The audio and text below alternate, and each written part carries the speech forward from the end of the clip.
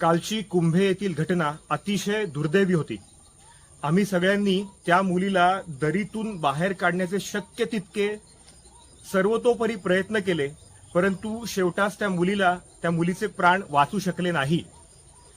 कालच्या या घटनेवरून मला महाराष्ट्रातल्या तरुणांना फक्त एकच गोष्ट सांगायची आहे, ती म्हणजे या सोशल मीडिया आणि रील्सच्या नादात आपण पावसाळी पर्यटनाच्या नावे जे काही जीव घेणे खेळ करत आहात, आपल्या जीवाशी आपण जे काही खेळ करत आहात, एकानी रील बनवली, ती त्यांनी समाज माध्यमांवर प्रसारित केली, तर ती रील पाहून आपण देखील त्यांनी जो काही जीवघेणा खेळ केलेला आहे, त्याच्या स्वतःच्या जीवाशी जो काही खेळ केलेला आहे, तसंच आपण आपल्या जीवाशी देखील खेळ करून तसाच व्हिडिओ, तसेच फोटो काढायला आपण तिथपर्यंत पोहोचतोय। आपण काय करतोय हे आपल्या तरुणांना कळलं पाहिजे। तर मुलांनी एकाचं पाहून दुसरा, दुसऱ्याचं पाहून तिसरा, सोशल मीडियावर सध्या दुसरं काहीच आलेलं नसून एकाने रील बनवले तर त्यांनी बनवलेली रील, तशीच पोज, तसेच फोटो, तसेच व्हिडिओ आणि त्या रीलला तसेच गाणं, हे सगळं आपण करत आहोत। तर आपण आपल्या जीवाशी जो काही खेळ करत आहोत तो खेळ करू नये। आमच्यासाठी रेस्क्यू टीम्सची जी काही मुलं होती, आम्ही देखील आमचा जीव धोक्यात घालून तिथे बचाव कार्यासाठी पोहोचतोय आणि नेहमीच बरेचशा रेस्क्यू टीम पोहोचत असतात, त्यांचा देखील जीव धोक्यात घालून तिथपर्यंत पोहोचत असतात की एखाद्याला मदत गरजेची असेल तर त्याला तिथपर्यंत तात्काळ मदत पोहोचावी। परंतु येणाऱ्या पर्यटकांना आणि मुलांना हे समजायला पाहिजे की आपल्यामुळे आपण प्रशासनावर केवढा मोठा ताण आणत आहोत आणि आपल्यामुळे अशी काही घटना घडू नये किंवा आपला स्वतःचा जीव धोक्यात येऊ नये, अशा काही घटना आपण आपल्या मार्फत होऊ नये याची पूर्व काळजी घेऊनच आपण पर्यटन करावे। पर्यटकांना, तरुणांना, तरुणींना कळलं पाहिजे की निसर्गात येऊन कशा प्रकारचं पर्यटन करावं। तेथे येऊन हुल्लडबाजी, तेथे येऊन डीजे वाजवतायत, तेथे येऊन रिस्की पॉइंट्स, अशा जसं कुंभ्याचा पॉइंट आहे तशा रिस्की पॉइंटवर जाऊन जम्प्स मारतायत, गोलांट्या उड्या मारतायत, काहीही करतायत रील्सच्या नादासाठी, फोटोसाठी। सगळं का करतोय हे आपण?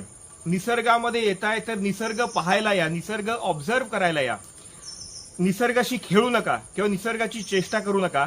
माझी सर्व तरुण तरुणींना हीच विनंती आहे, निसर्गात या, निसर्गाचा आनंद घ्या, परंतु आपला जीव सांभाळून आणि निसर्गाशी कुठल्याही प्रकारचा खेळ न खेळून।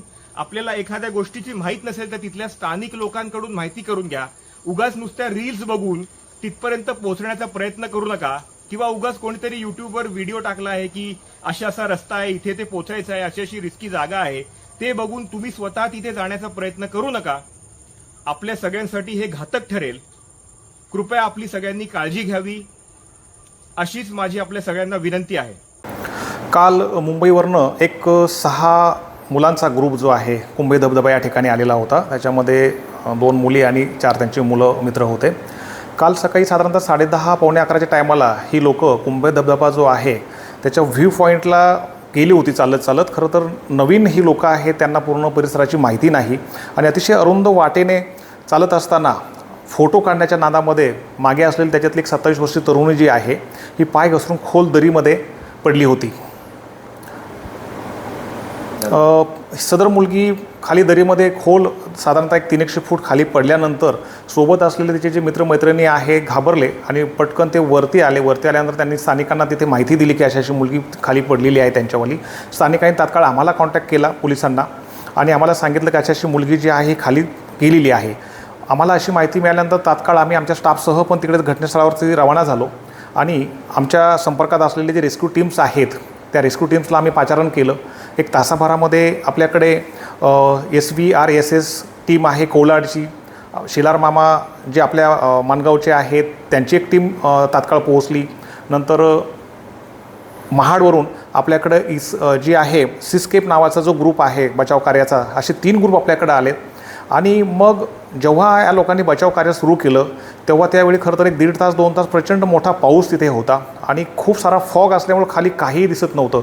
अशा वातावरणामध्ये या रेस्क्यू टीमच्या मुलांनी म्हणजे अतिशय स्वतःचा जीव धोक्यात घालून या लोकांनी स्टार्ट केलं वर्क आणि एक 20-25 मिनिटांमध्ये त्याच्यातला एक जो रेस्क्यू टीममधला मेंबर आहे हा खाली पोहोचला तिथे, जिथे ही मुलगी खाली पडलेली होती।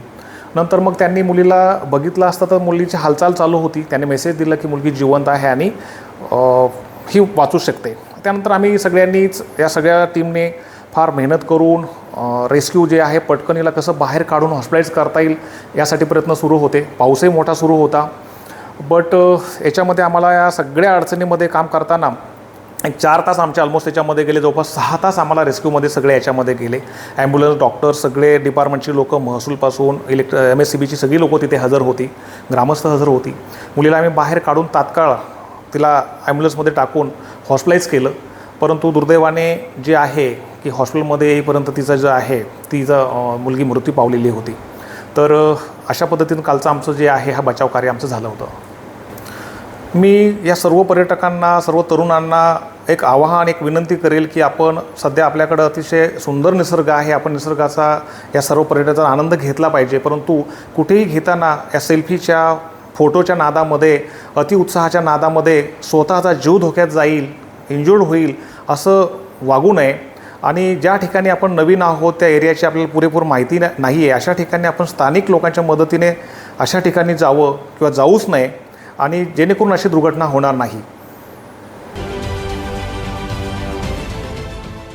देश विदेशातील प्रत्येक घडामोडींचे लाईव्ह अपडेट मिळवण्यासाठी आता साम टीव्हीच्या सर्व सोशल मीडिया प्लॅटफॉर्मला लाईक, फॉलो आणि सबस्क्राईब करा.